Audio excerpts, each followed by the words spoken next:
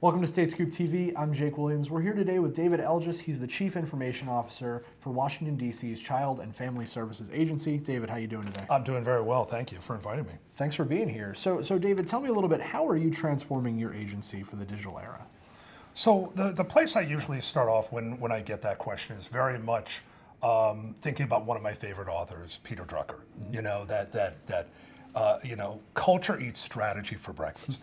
And it's really coming from the private sector, which is where I have been up until the year that I've been in the district government, really looking at what is the culture of the agency. And it's really when you're looking to move that initiative, you know, whether it's modernization or innovation or whatnot, you really need to have the culture that supports that. And the best example I could think of when we talk about innovation or transformational as it relates to the CIO role, if you had a friend of yours that shipped you a box of oranges from the Sunshine State, so you got this crate of oranges. So next thing you know, you flip that crate over, you paint it, you put a cushion on it. Now you're being inventive. Now you have a little chair for your daughter's room and it's good to go. But the thing about it is you can always go back. She outgrows it, she doesn't like it, go back to a crate, you're good to go. When you're transforming something, you completely destroy the box, you turn it into sawdust, and you're actually moving it into something entirely different. It can never be box again. That takes a level of risk, that takes a level of trust, that takes the culture that supports that. And that really is where the driver comes to really move the needle on innovation and transformation as it comes to moving in the digital space.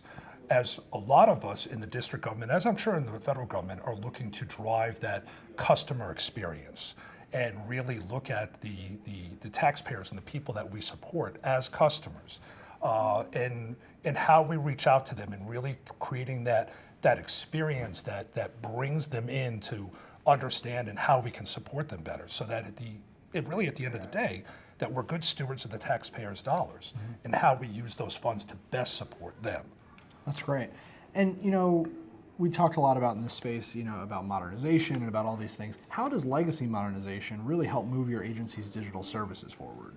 So it's interesting that you should ask that. So shortly after I joined CFSA, actually less than a month later, I found out that the CFSA also works with our federal partner, the Administration of Children and Family, the Children's Bureau on the federal side. Now they have a specific framework that is about 23 years old that governed what our system looks like. And that's called the SACWIS system, a state automated child welfare system. So last August, approximately around the 17th or the 18th, they came out with a new standard of what the new system needs to look like, and it's called a CWIS system, a comprehensive child information system. So the benefit of that, even though I didn't know about it coming in, the benefit of that, and this is really in the private space, this would be like the CRM. This is your primary system of record that's doing all of your reporting. It's your case management system. It is everything. We are put in a position to upgrade that system, and actually as of next August, the SACWIS standard is no more, and we really have to submit our letter of intent to the Children's Bureau on which direction we plan on going. Wow. Are we planning on staying SACWIS, and there are some implications behind that, or are we planning on going to the new CWIS standard and leveraging more of the newer technologies? One of the drivers behind that is really, there was a lot of feedback, and we've had our SACWIS system for about 15 years. There was a lot of communications from the state to the Children's Bureau that we really need to have a system that really supports our agency needs. And we understand that from the ACF level, they really want to understand where the children are and how long they've been there and how long between disruptions, you know, in foster care. They need to see this information as well. And the SACWIS standard was really designed around that. With the CWIS standard, it's more around what the agency needs and in being able to change the conversation from more compliance-based to more outcomes-based. What is right for the child? What is right for the family? And instead of saying, did you visit that person? Check.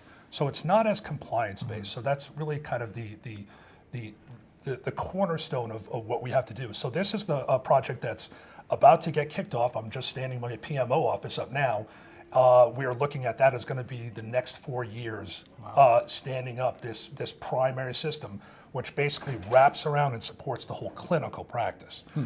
So it's very exciting. So not a big deal at all. Nothing. No, not a big deal at all. So with a system like that, and with any of the systems that you guys are building, how does user experience really drive the way that you're thinking about these digital services? I mean, we are very much in something that, when I met with the agency director, it really needs to be customer centric. And that's from when you're in the IT space, everyone is your customer. But even outside of CFSA, looking at the District of Columbia, because we are all operating on taxpayer dollars. And when we look to build that customer experience, whether through building a very detailed communication strategy and reaching out through social media and making sure that you factor in mobile and whatnot, it is at the cornerstone of what we need to do. That for starters, and there has been, we've heard about this in the private space and in the public space, that sometimes IT kind of goes off on their own and they kind of build a system and whatnot. That's very challenging. But when you make sure that you're engaged with the practice, when you make sure that you're engaged with what we call our collaboratives are a version of CFSA that are actually in the wards. So what we had learned is that people are much more, they're open to reach out to CFSA, but more so if it's in the neighborhood. So we've realized that to make that impact and to get direct feedback, not only from our social workers who are the frontline workers that are actually working with the children, working with the families, but also the collaboratives operate the same way. When we get that feedback, that needs to be incorporated in everything we do, all of our strategies, our new system, because that is who we're supporting. That's the families that we're impacting. So it is the center of all of our equation. Right. And then, last question here, how do you see mobility and digital services empowering your employees, agency employees? So the last statistic that I saw, by 2020, they were talking about 75% being totally mobile.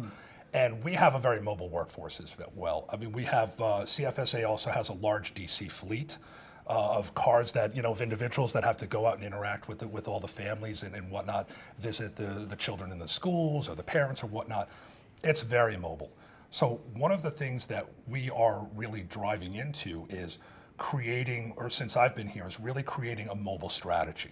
And the opportunity also is with this new system to really fold in that mobile strategy, to really have it not be separate from the primary system, which is the way they were developed now because they're relatively new, different from when the system went live, but to fold it into an entire strategy of how we want to reach out to individuals.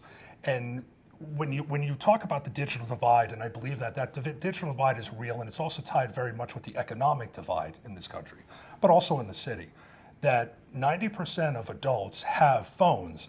Of that, 60% of them have smartphones, where staying away from computers and tablets, that smartphone may be the only thing that they have to reach out. So you really have to design with that mobile strategy in mind, that's the way they're going to be interacting with you, whether through social media or whether through a portal or an app.